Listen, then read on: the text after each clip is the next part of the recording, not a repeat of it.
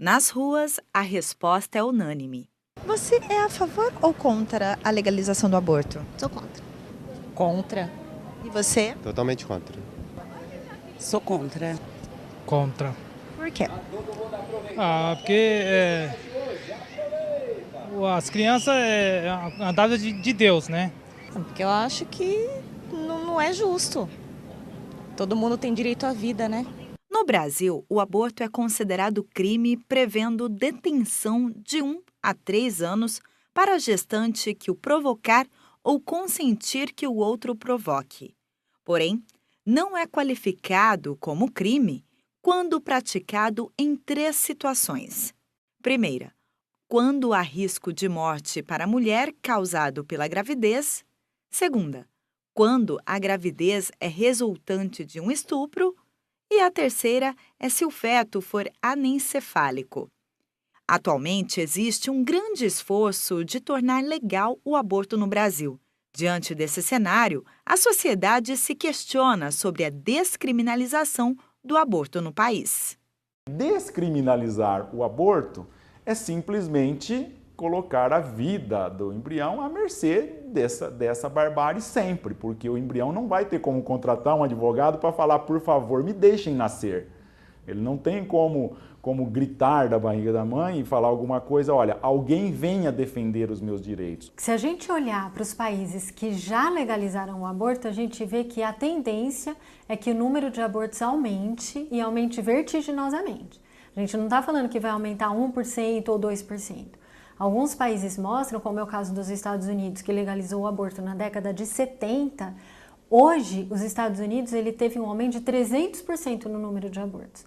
Isso que ele chegou na década de 80 a mais de 600%, depois teve uma diminuição, mas hoje ainda tem 300% mais aborto do que na época que ele foi legalizado. De acordo com essa especialista em bioética e saúde coletiva, há um interesse por trás da legalização do aborto. Segundo ela, quem financia esse crime são fundações que têm interesse no controle populacional. Quem financia maciçamente são as grandes fundações, então daí a gente está falando de Fundação Ford, Fundação Rockefeller, que tem um interesse grande no controle populacional. Então são grandes fundações que são metacapitalistas e que elas querem manter uma hegemonia de poder, então elas querem controlar o número da população, principalmente nos países em desenvolvimento, nos países mais pobres. Uma das medidas dessas fundações em provocar o interesse das pessoas na legalização do aborto é lançar números inflados que mostram mortes de mães causadas por causa dessa prática. Diante disso, Isabela faz um apelo.